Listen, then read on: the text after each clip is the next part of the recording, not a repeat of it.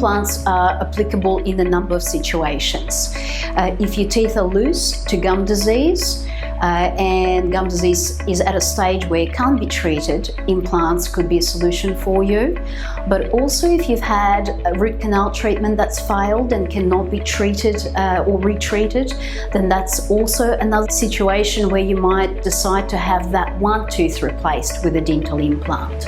If you've had trauma and broke a tooth, then once again it cannot be repaired and needs to be replaced, then that's also a good situation to consider a dental implant.